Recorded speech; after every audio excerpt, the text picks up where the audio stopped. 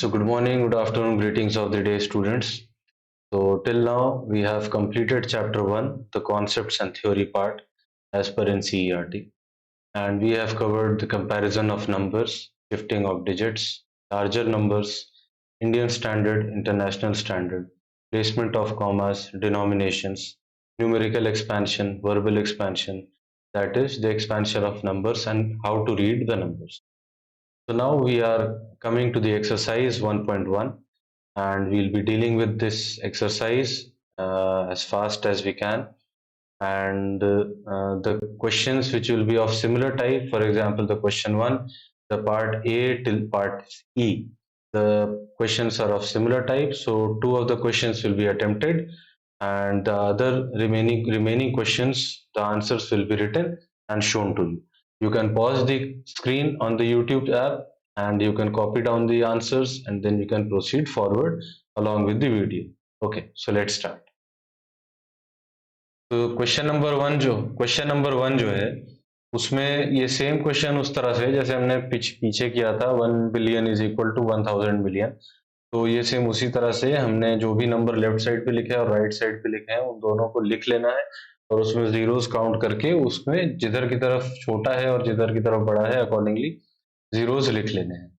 1 लाख कैसे लिखेंगे? 0, 1s, 10s, 100s, 1000, 10,000, lakh. 1 lakh हो गया। 10,000 कैसे लिखेंगे? 1s, 10s, 100s, 1000, 10,000। ये हमारा 10,000 हो गया। इसमें कितने जीरोस हैं? 4। इसमें कितने जीरोस हैं? 5। 5 माइनस 4 कितना हो गया? 1। छोटा किधर की तरफ है? इधर की तरफ, तो इधर लिख देंगे 10। जो भी ये नंबर है वो इज इक्वल टू, यहाँ पे क्या लिखा है? 1 लाख। तो 1 लाख इज इक्वल टू 10,000। चलो अगले पे आते हैं 1 मिलियन। तो 1 मिलियन कैसे लिखते हैं? 0। जो स्टेप है क्वेश्चन सॉल्व करने का वो सेम रहेगा, चाहे वो नंबर मिलियन हो, ट्रिलियन हो, करोड़ हो, लाख हो, 1000 हो, 1 हो, 10 हो। ठीक है, 1 मिलियन पे आ जाते हैं। 1s, 10s, 100s, 1000, 10,000, 100,000, million. तो यहाँ पे एक लगा देंगे 1। ये हो गया 1 मिलियन। अब आ जाते हैं हम लोग 100,000 पे। 1s, 10s, 100s, 1000, 10,000 और ये 100,000। तो इसमें कितने जीरोस हैं? 5। इसमें कितने जीरोस हैं? 6। 6 माइनस 5 कितना हुआ? 1। किधर की तरफ छोटा है? इधर। तो हम लोग लिखेंगे 10, और ये जो भी नंबर है इसको प्रोनाउंस करते हुए इज इक्वल टू, यहाँ क्या लिखा है? 1 million. 1 million is equal to 10,000। अब आ जाते हैं 1 crore is equal to 10 lakhs। तो ये तीनों क्वेश्चंस भी सेम तरह के हैं। मैं आपको इसके आंसर्स लिख दे रहा हूँ, आप इसके आंसर्स को पॉज करके स्क्रीन को आंसर्स लिख लीजिएगा, समझ लीजिएगा। प्रोसेस एकदम सेम है। नंबर्स लेफ्ट साइड वाला लेफ्ट पे लिखो, राइट वाला राइट पे लिखो। इसमें कितने जीरोस है काउंट करो, इसमें कितने जीरोस है काउंट करो, माइनस करो, और जो आ रहा है, जैसे मान लो यहाँ 6 है, 6 माइनस 5 इज इक्वल टू 1। तो जिधर की तरफ छोटा है उधर उतने जीरोस लगा दो। अगर एक जीरो है तो 10 होगा, 2 जीरो है तो 100 हो जाएगा। इसी तरह से यहाँ पे जो डिनोमिनेशन हमारी जो नंबर मिला था उसको ब्रैकेट में कर लो, और यहाँ पे जो नंबर दिया था उसको लिख लो। तो 1 lakh is equal to, same तरीका रहेगा। चलिए, तो मैं आंसर्स लिख रहा हूँ, आप लोग अगले 10 सेकंड में पॉज करके देख लीजिएगा।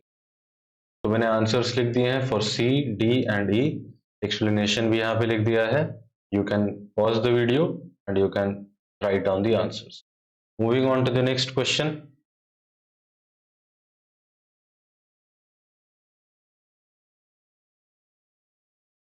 Place commas correctly and write the numerals.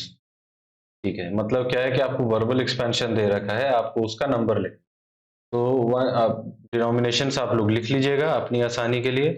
तो मैंने यहाँ पे crore, 10 lakhs, lakhs, 10,000, 1000, 100, tens and ones, इसको मैंने लिख दिया है फॉर योर कन्वीनियंस। और कॉमर्स कहाँ कहाँ पे लगेगा? 100 के बाद, 10,000 के बाद, 10 लाख के बाद। ठीक है, 73 लाख, आंसर ए। 73 lakhs, 75,307, ये आंसर ये हो जाएगा। 9 crore 5 lakhs 41, 9 crore 5 lakhs, and then it will be 0, 0, 41, answer B. Answer C, 7 crore 52 lakhs, 7 crore 52,21,302। Zero यहाँ पे क्यों आया, ये यहाँ पे जीरो क्यों आया, ये आपको मैंने पहले समझाया है। आप पिछली वीडियो हमारी देखें और उसमें आप कॉन्सेप्ट को समझ के आगे प्रोसीड करें।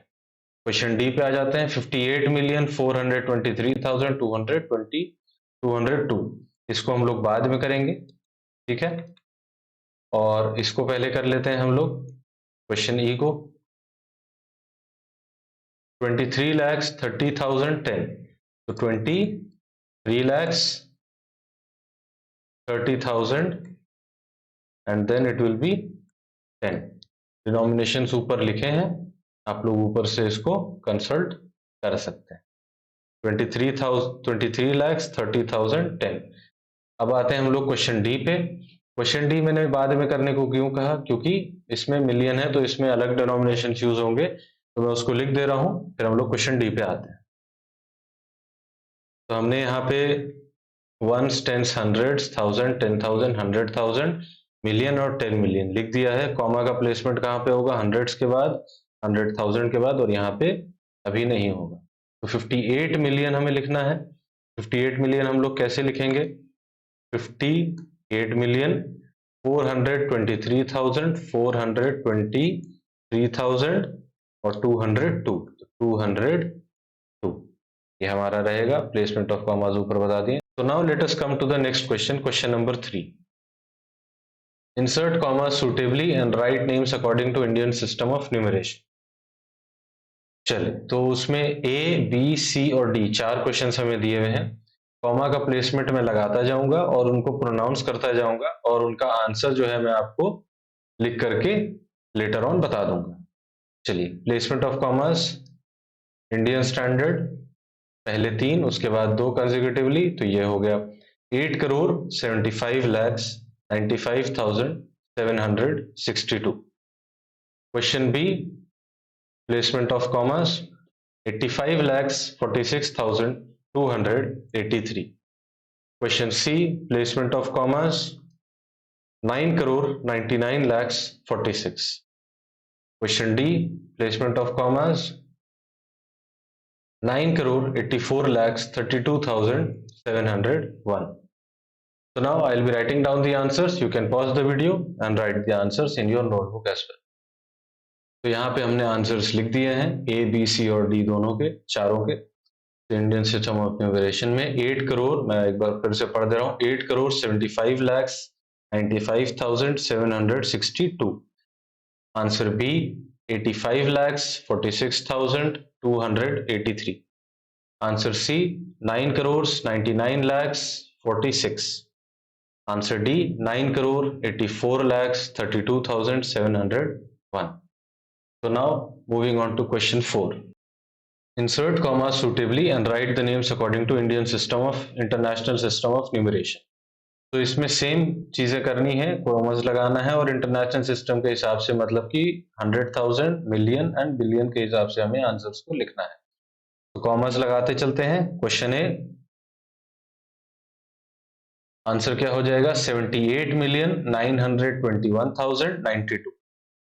Question B, 7,452,283। Answer C 99,985,102. Answer D 48,049,831. I'll be writing down the answers, the verbal expansion form. You can pause the video and write the answers yourself in your notebook. So I've written down the answers in blue color font. You can pause the video and write the answers. I'll be pronouncing it for your convenience. 78,921,092. Answer B 7,452,283. Answer C 99,985,102. Answer D 48,049,831. Now coming back to the next topic, this topic can be said to be of a more practical sense of use, because in this we'll be knowing which quantity is more convenient to be used and in which sense. For example, we use centimeter as a unit of length, है ना, and we use the length of a pencil, that is more easier, the width of a book or a notebook, etc. We use millimeter to show thickness of a pencil, है ना। तो centimetres कहाँ पे use होता है ये हमें पता चल रहा है, मोर कन्वीनियंट है, हम लोग यूज मिलीमीटर भी कर सकते हैं, लेकिन it is just on the basis of convenience and more readily acceptable usages. जैसे कि अगर आप किसी को बोलो कि मेरी पेंसिल 0.00 इतने किलोमीटर्स की है, तो it will be a sort of a weird way कि जिससे आप उस चीज को कह रहे हो। तो ज्यादा अच्छा क्या रहेगा कि आप अपने सेंटीमीटर को सेंटीमीटर में बताओ कि ये हमारी मेरी पेंसिल जो है वो 8.9 सेंटीमीटर की है, या 9.3 सेंटीमीटर की है, या 5 सेंटीमीटर की है, जो भी है। और मिलीमीटर क्या हो गया कि भाई पेंसिल की जो लीड्स आती हैं वो किस तरह की आती हैं, कुछ हेवी यूसेज वाली होती हैं, कुछ बहुत पतली होती हैं, तो उनको थिकनेस जो है मिलीमीटर से शो किया जाता है। अब हमें ये समझना है कि किलोमीटर और मीटर को किस किस जगह यूज किया जाता है। तो kilometre can be said to be used to know distance travelled, for example through car और थ्रू ट्रेन और थ्रू एरोप्लेन। मीटर किस चीज में यूज होता है, metre is way more used in construction sites. जैसे कि हमारा अगर गेट बन रहा है, या हमारी कोई बिल्डिंग बन रही है, या हमारी कोई विंडो बन रही है, उस चीज में मीटर्स को ज्यादा यूज किया जाता है कि ये इतने मीटर का है, ये इतने मीटर का है ना। और दूसरी जो यूनिट की यूज की जाती है वो यूज की जाती है फीट। ठीक है, इसके बारे में लेटर ऑन पढ़ेंगे, जस्ट फॉर योर इंफॉर्मेशन हमने ये चीज की है। अच्छा, इनमें रिलेशन क्या होता है वो भी हम देख लेते हैं मिलीमीटर सेंटीमीटर में। तो अगर हम कहें कि 1 किलोमीटर, है ना, 1 kilometre is equal to 1000 metre. फिर अगर हम लोग कहें 1 metre is equal to 100 centimetre. फिर 100 सेंटीमीटर, 1 सेंटीमीटर कितना हो जाएगा, 1 centimetre is equal to 10 millimetre. तो ये इसमें जो है रिलेशन होता है। तो 1 kilometre will be how many millimetre. तो आप इसके जीरोस को जोड़ दीजिए, 3, 4 और 5 और एक 6, तो हमारा हो जाएगा ये, it will B 1 kilometre will be 10 lakhs millimetre. ठीक है, तो हम लोग इन रिलेशंस को यूज करके किसी भी आपस के दो चीजों को जज कर सकते हैं। ठीक है, अगली चीज क्या हो जाएगी, किलोग्राम, ग्राम और मिलीग्राम, इसको भी हम लोग समझ लेते हैं। तो इस चीज को और अच्छे से समझने के लिए आप लोग ये कर सकते हैं कि सिर्फ किलोमीटर और मीटर को आप लोग ले लीजिए, है ना। तो मैं यहाँ पे लिख दे रहा हूं, मैं फिर मिटा दूंगा बाद में। तो 1 kilometre is equal to 1000 metre, and 1000 metre को हम लोग कितना मिलीमीटर लिख सकते हैं, सेंटीमीटर बीच से हटा दीजिए, तो 1 मीटर विल बी 1000 मिलीमीटर। 2 और 1 0, तो 1 मीटर इज इक्वल टू 2 और 1 0, इतना मिलीमीटर, तो मतलब 1000 मिलीमीटर। और चूंकि यहाँ 1000 पहले से लगा हुआ है, तो ये यहाँ पे इस तरह से आ जाएगा। तो आंसर सेम निकल के आता है 10 lakhs मिलीमीटर। चलो इसी तरह से अगले पे आ जाते हैं। सेंटीमीटर और मिलीमीटर का जो रिलेशन है वो आपको याद रखना पड़ेगा, centimetre is equal to 10 millimetre. और बाकी मीटर से mm का आपको याद रखना है, किलोमीटर से मीटर का याद रखना है, it will be more easy. Kilogram same चीज, सेम थिंग हो जाएगी। 1 kilogram is equal to 1000 gram, and 1 gram is equal to how many milligram, 1000 milligram. लेकिन चूंकि 1000 पहले से लगा हुआ है तो 3 जीरो लग जाएंगे, और यहाँ पे एक 1 लग जाएगा, तो 10 lakhs मिलीग्राम हो जाएगा। ठीक है। अच्छा, केजी कहाँ पे यूज होता है, ग्राम कहाँ पे यूज होता है, मिलीग्राम कहाँ पे यूज होता है, ये भी समझ लेते हैं। तो ग्राम कहाँ पे यूज होगा, रेसिपी में, कि भाई हमें इसमें इतनी कर्ड डालनी है, इतनी मसाले डालने हैं, इतना ये डालना है, इतना वो डालना है, इस तरह से। किलोग्राम कहाँ हो गया, वेजिटेबल एंड फ्रूट्स एक्सेट्रा में, है ना। और मिलीग्राम कहाँ पे यूज हुआ, मिलीग्राम इज मोर जनरली, होता यूज और भी जगह है, लेकिन जैसे कि ग्राम और भी जगह यूज होता है, किलोग्राम भी और भी जगह यूज होता है, लेकिन milligram is more generally used in two things.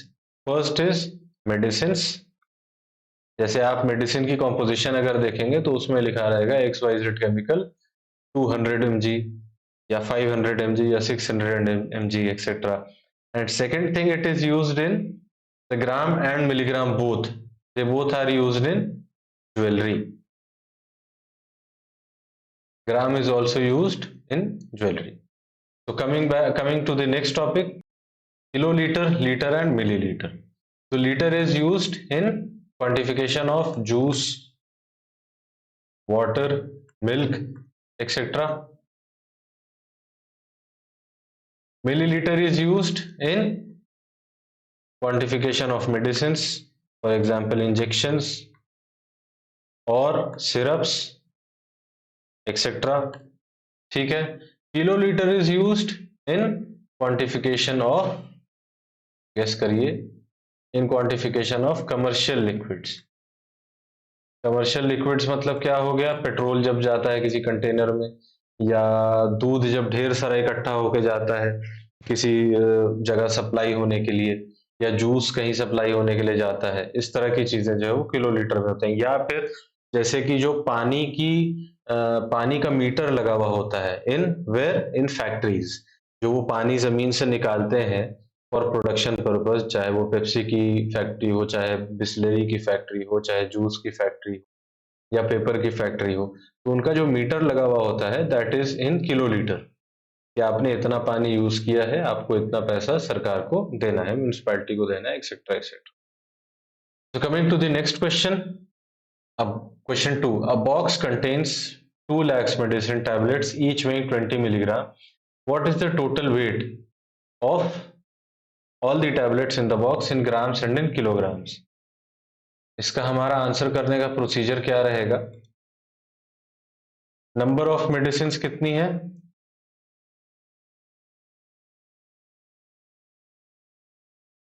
2 lakhs. ठीक है. वेट ऑफ ईच मेडिसिन कितना है? 20 मिलीग्राम. तो टोटल वेट कितना हो जाएगा?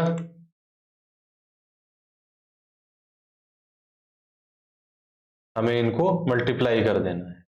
तो मल्टीप्लाई करेंगे तो कितना आ जाएगा? 2 इंटू 2 4.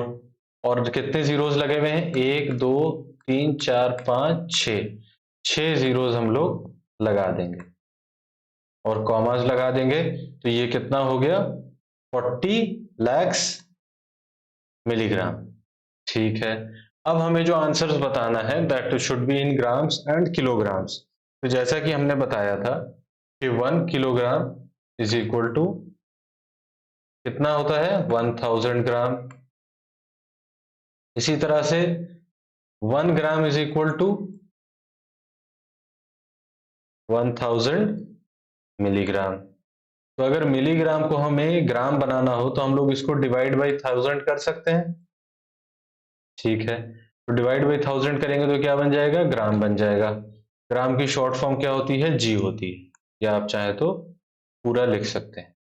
ठीक है. तो ये क्या हो जाएगा? 40 और 2 0, तो ये 4000. तो it will B 4000 grams. And if the same answer is to be written in kilograms, we will further divide by 1000 as it is written here. 1 kilogram is equal to 1000 gram. तो 1000 जब इधर जाएगा तो क्रॉस मल्टीप्लीकेशन हो जाएगा. For example, 1 can be written as 1 upon 1 and 1000 can be written as 1000 upon 1.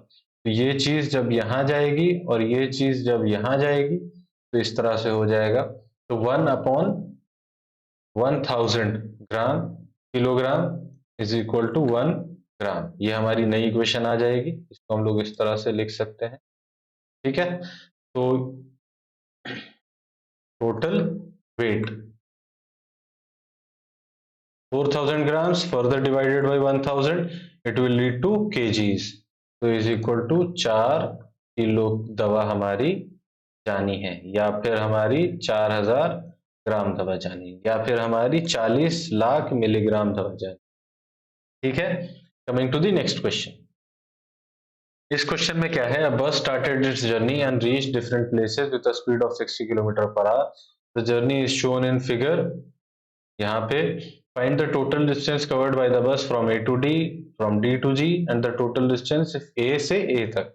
Can you find the difference of distance C to D and D to E? ठीक है, तो इन चारों ऑप्शंस में हमें ये पूछा है कि यहाँ से यहाँ जाने में और यहाँ से यहाँ जाने में क्या डिस्टेंस आएगा, और 60 किलोमीटर पर आवर की स्पीड हमें दे रखी है, जो कि हमें यूज आएगी in finding out the answers of the part 2. Find out the time taken by the bus to reach A to B, C to D, E to G, and total journey. So we'll start with the part 1. Find the total distance covered from A to D. A to D हमारा कितना हो जाएगा, 4170 plus 3410. A to D जाने में हमारा क्या root लगेगा, A से B, B से C, C से D, क्योंकि हम लोग एरो देख सकते हैं, एरो इधर की तरफ लगा हुआ है. A से B जाएंगे, B से C और C से फिर D वो बस जाएगी. तो 4170 प्लस 3410 और प्लस 2160, इतनी किलोमीटर हमारी सफर करेगी. आप लोग इसको कैलकुलेट कर सकते हैं और आंसर निकाल सकते हैं. Not a difficult task. Find the total distance from D to G. तो D टू G जाने का तरीका क्या रहेगा, D टू E जाएगा, E टू F जाएगा, F टू G जाएगा. तो आंसर 2 हमारा जो हो जाएगा वो हो जाएगा 81. D टू E कितना है, 8140. E टू F कितना है, 4830. और F टू G कितना है, 2550. ये हमारा आंसर 2 हो जाएगा. From D to G, find the total distance covered by the bus if it starts from A and return back to A. मतलब कहने का ये हुआ कि A से हमारी गाड़ी जब चलेगी और वापस जब आके A पर ही रुकेगी, तो हमारा टोटल डिस्टेंस कवर्ड कितना होगा. A टू A जाने का मतलब क्या हो जाएगा, A to B, B to C, C to D, D to E, E to F, F to G and then G to A. उसके बाद कहीं नहीं जाएगा. The last route which will be taken is G to A, 1290 kilometers. So we will be adding on the kilometers of all the routes. So 4170 plus 3410 plus 2160 plus 8140 plus 4830 plus 2550 plus 1290. तो ये हमारा हो जाएगा from A to ए वाला kilometre. अच्छा, एक चीज note करने की ये है कि 4170, 3410 और 2160, this is from A to D. तो ये हमारा जो पहले से कैलकुलेट होके आ गया है, is from A to D. इसको हम लोग ए टू डी लिख सकते हैं डायरेक्टली. जो आंसर आएगा 8140, 4830 और 2550, ये हमारा क्या है, this has already been calculated as D to G. So this answer is also we have got in answer 2, D to G. एक चीज लास्ट बचेगी 1290, जो कि हम ऐड करेंगे, इन दोनों को ऐड करके, तो हमारा आंसर A to A का आ जाएगा. सिमिलरली अगर हम लोग क्वेश्चन ले लें कि B to B अगर जाता है तो क्या टोटल डिस्टेंस क्या रहेगा, तो B टू B में भी आंसर सेम रहेगा, C टू C में भी आंसर सेम रहेगा, D टू D में भी आंसर सेम रहेगा. क्यों, क्योंकि जो हमारा स्टार्टिंग पॉइंट है और जो एंड पॉइंट है वो हमारा सेम है. उसकी वजह से जो हमारा टोटल डिस्टेंस है वो हमेशा सेम रहेगा. जैसे कि अगर मैं आपको ये कहूं कि ये सर्कल है, अब सर्कल के आप 4 बराबर हिस्से कर दो या कोई भी हिस्से कर दो, ठीक है, मान लो कुछ भी उल्टे सीधे हिस्से कर दिए, ये कर दिए, तो फ्रॉम पॉइंट 1 to 1 अगर मैं वापस आता हूं तो डिस्टेंस सेम रहेगा, क्योंकि सर्कल तो उतना ही बड़ा रहा ना, वो तो चेंज नहीं हुआ. अगर मैं पॉइंट 2 से 2 वापस आऊं तो भी वही रहेगा डिस्टेंस. 3 to 3, 4 to 4. इसी तरह से A to A हो या E to E हो, स्टार्टिंग एंड एंड पॉइंट अगर सेम है तो आपका जो डिस्टेंस ट्रेवल्ड है वो सेम है. अगर point A two point B हो जाता, मतलब पूरा घूमने के बाद या फिर बिना घूमे डायरेक्टली B पे पहुंचते, अगर starting and end point different है, आंसर डिफरेंट है. अगर starting and end point is same, then the answer total distance travelled will be same for all the locations. ठीक है, तो coming to the next question. Part 2, find out the time taken by the bus to reach A to B. इसमें हमारा एक concept लगेगा, speed into time is equal to distance होता है। तो distance is equal to speed into time. ठीक है, तो हमें डिस्टेंस दे रखा है फ्रॉम ए टू बी, कितना है 4170। ठीक है, स्पीड कितनी दे रखी है, तो अगर हम लोग स्पीड को इधर की तरफ ले आते हैं,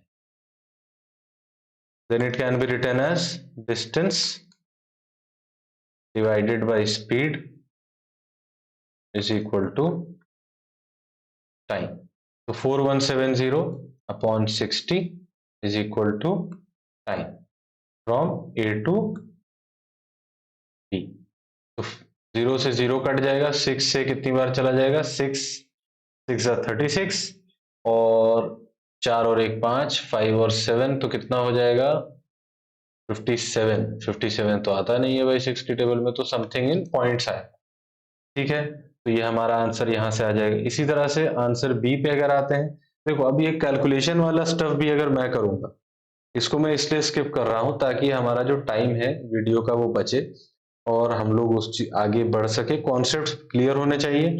अब 1+2 मैं करूं या 1+2 तुम करो, आंसर सेम ही आएगा, या 1+2 कोई और करे। हाँ, 1+2 करना ही किसी को नहीं आ रहा है तो बात अलग है। ठीक है, तो इस चीज को हम लोग जो पेटी स्टफ है उसको स्किप करेंगे, जो कॉन्सेप्ट वाला स्टफ है उस पर फोकस करेंगे। मैं आपको लास्ट तक मेथड बता के दे दूंगा कि ये मेथड है, अब आप इसको डिवाइड करो, आंसर ले लो।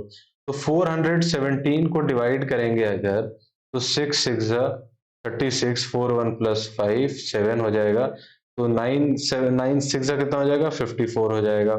तो ये हो जाएगा 54, कितना माइनस होके 3 आ जाएगा, फिर 3 0, तो ये 5 हो जाएगा, 6 5 35। तो हमारा टाइम जो आ जाएगा वो आ जाएगा 64.5 आवर्स। ठीक है, तो ये आंसर आ जाएगा। इसी तरह से हमें सबको कैलकुलेट करना है, तो ये जो है टाइम भी लेगा और ये करेगा, खुद से कैलकुलेट कर लो, तुम्हारी कैलकुलेशन भी सही हो जाएगी, कॉन्सेप्ट समझ में आ जाएगा, अगले क्वेश्चन पे मूव ऑन कर जाओ, लेकिन कैलकुलेट कर लेना। ठीक है, C2D हमारा कितना दे रखा है 2160 डिवाइडेड बाई 60, 0 0 कट जाएगा, 6 से ये इधर जाएगा तो 6 3 18, 3 6 6 6 36, तो ये सीधा आ जाएगा तुम्हारा 36 आवर्स। ये वर्बली हो गया। E2G पे आ जाते हैं, E2G कितना हो जाएगा, हाँ E2G जो है वो 2 है, तो 4830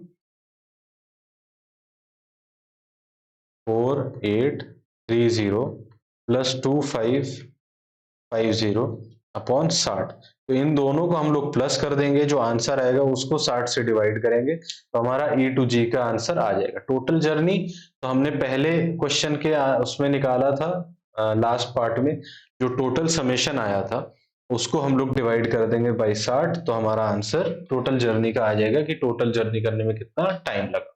चलो moving to the next question. अब इस क्वेश्चन में क्या कर रखा है कि हमें अलग अलग चीजों के रेट दे रखे हैं, जैसे एप्पल का 40, ऑरेंज का 30, combs, toothbrush, pencil, notebook, soap cakes, इन सब के अलग अलग प्राइस दे रखे हैं और क्वांटिटी के हिसाब से कि ये केजी का है, ये 1 पीस का है, ये 1 पीस का है, ये 1 पीस। अब सेल बता रहा है कि एप्पल की पिछले साल इतनी केजी सेल हुई, इसकी इतनी हुई, इसके इतने नंबर ऑफ कोम्स हुए, इतने नंबर ऑफ टूथब्रश हुए, इसके नंबर ऑफ इतने पेंसिल हुए। तो can you find the total weight of apples and oranges. अब हमें क्वेश्चन 3 पूछे गए हैं, बाकी एक और बाद में पूछा गया, अभी क्या पूछा गया, can you find the total weight of Apple and oranges Raman sold last year. इसमें हमें सीधा सीधा क्या करना है, एप्पल्स का वेट लेना है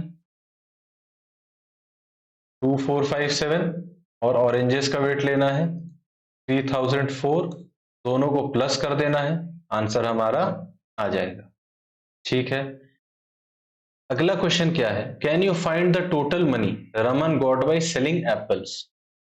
अच्छा, नंबर ऑफ एप्पल्स कितने सोल्ड हुए 2457, चलो मैं इसको और आसान तरीके से बताता हूँ। ठीक है, जैसे कि मान लो तुम्हें लेस का चिप्स खरीदना है। ठीक, एक लेस का चिप्स कितने का आता है? 10 का। तुम्हारे पास टोटल पैसे जो हैं वो है 50 रुपए, और 10 रुपए का एक चिप्स आता है। ठीक है, तुम कितने ले सकते हो? 50/10। 5 पीस ले सकते हो, 5 चिप्स के पैकेट ले सकते हो। ठीक है, इसको अगर मैं दूसरी तरह से कह दूं कि मैंने 5 पैकेट लिए, ठीक है, और हर पैकेट का दाम 10 रुपए था, तो बताओ मैंने टोटल कितने पैसे थे? तो 10 × 5, 50। समझ में आ रही है बात? तो वही सेम कॉन्सेप्ट हमारा यहाँ पे लग रहा है कि भाई एप्पल हमें टोटल बेचे 2457 किलो। कितने रुपए पर किलो मिला? 40 रुपए। तो 2457 इंटू 40 अगर कर देंगे हम लोग, तो इसका आंसर हमारा जो आएगा वही हमारा आंसर बी हो जाएगा। इंटू 40 करने का आसान तरीका क्या है कि इस ऊपर वाले नंबर को इंटू 4 करो। 4 करोगे तो 7×4 = 28 एंड सो ऑन, हमारा आंसर कुछ आ जाएगा। उस आंसर में जो भी आंसर आएगा उसमें बस एक 0 लगा देना, तो वो तुम्हारा आंसर फाइनल हो जाएगा। मतलब 440 करने का मतलब क्या हो गया? 4×10 हो गया। हमने पढ़ा था ना वंस टेंस हंड्रेड्स में कि अगर 40 है तो उसको क्या लिख सकते हैं? 4×10 लिख सकते हैं। तो 4×10 का हम लोग 10 अभी साइड में कर दो, इंटू 4 कर दो। 10×10 कितना होता है? 100 होता है। 21×10 कितना होता है? 210 होता है ना? उसी तरह से 10 साइड में कर दो, इंटू 4 कर दो, जो भी आंसर आएगा उसमें एक 0 लगा दो, वही आपका आंसर हो जाएगा। चलो, can you find the total money Raman got by selling apples and oranges together? ठीक है, अब इसमें एक गड़बड़ बच्चे क्या करेंगे कि एप्पल और ऑरेंज दोनों को एक साथ प्लस कर देंगे, और उसके बाद फिर इसमें मल्टीप्लाई कर देंगे 40 + 30, जो होता है 70। ये हो जाएगा गलत। ठीक है, इसका सही तरीका क्या है? सही तरीका है कि तुम्हारा 2457 इंटू 40 करो अलग, और एप्पल का जो है 3004 इंटू 30, इसको करो अलग, और इन दोनों को अलग अलग मल्टीप्लाई करके फिर जो आंसर आएगा उसको प्लस करके जो आंसर हमारा आएगा that will be answer C. इसको हम लोग एक एग्जाम्पल से भी समझ सकते हैं। एग्जाम्पल क्या हो जाएगा कि हमारे पास लेस थी, 10 रुपए का लेस आता है, ठीक है, और मुझे इरेजर लेनी है। इरेजर 5 रुपए के आते हैं। ठीक है, अब मेरे पास 150 रुपए थे। ठीक, मैंने ले लिए 3 लेस, कितने हो गए? 30, बचे 20 रुपए, और मैंने ले लिए 4 इरेजर। ठीक है, तो ये हो गए पीस और ये हो गए रुपीस। तो अगर मैं 3 + 4 कर दूं 7, और इंटू कर दूं 10 + 5 15, तो कितना हो जाएगा? बताओ भाई, 10 + 5 15 इंटू 7 कितना हो जाएगा? 15 इंटू 7, 7 5 35, 3 7 1 7 3 10, तो 105 हो जाएगा। तो इसके कैलकुलेशन के हिसाब से अगर हम लोग 3 + 4 और 10 + 5 कर देते हैं, इस कैलकुलेशन के हिसाब से हमारे पास 105 रुपए था। लेकिन सही तरीका क्या है? 10 × 3 30, और 5 × 4 20, प्लस करेंगे 50 रुपए थे हमारे पास। सही आंसर आ गया। क्वेश्चन डी पे आ जाते हैं। Make a table showing how much money Raman received from selling each item. Arrange the entries of amount of money received in descending order. Find the item which bought him the highest amount. How much is this amount? चलो, इस question को मैं solve करके आपको एक table बना के दे देता हूं, ताकि आप लोग उसको देख सको, समझ सको और आंसर कर सको। और उसको मैं इन जनरल एक बता भी दे रहा हूं कि किस तरह से सॉल्व किया जाए। एप्पल्स से हमारा कितनी आमदनी हुई? 40 इंटू 2457। ऑरेंजेस से 30 इंटू 3004। इसी तरह से हम लोग रिस्पॉन्डिंग चीजों को मल्टीप्लाई करते जाएंगे।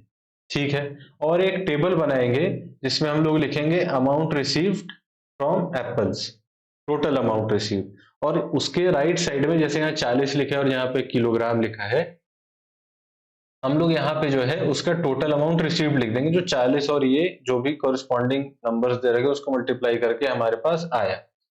ठीक है, अब इसको हम लोग डिसेंडिंग ऑर्डर में लिख देंगे। डिसेंडिंग ऑर्डर मतलब from highest to lowest, highest to lowest लिख देंगे और फिर ये बता देंगे कि हमें सबसे ज्यादा जो हमारा रेवेन्यू आया, हमारी जो खरीद हुई वो किस चीज की। चलो मैं आंसर कर देता हूं। तो ये मैंने एक टैबुलर डेटा लिख दिया है, इनको मैंने इंडिविजुअली अलग अलग कैलकुलेट कर लिया था और उसके बाद मैंने इनको डिसेंडिंग ऑर्डर में लिख दिया है, here this being the largest और ये स्मॉलेस्ट। ठीक है, तो इसको आप यहीं पे नीचे लिख सकते हैं, एप्पल के नीचे ही ऑरेंजेस, कोन्स और पेंसिल्स को लिख सकते हैं, तो एक प्रॉपर टेबल फॉर्म बन जाएगा। और जो हाईएस्ट सेलिंग आइटम रहा वो टूथब्रश रहा, 2,53,670 रुपीज। और जो हमारा जो लीस्ट सेलिंग रहा वो पेंसिल रहा। चलिए, so please do like our channel, subscribe our channel and comment on our channel in case you have any suggestions or grievances regarding us. And also share our channel, share our videos with your friends, your classmates, so that they can also get benefited from this free educational content. Keep watching, keep supporting.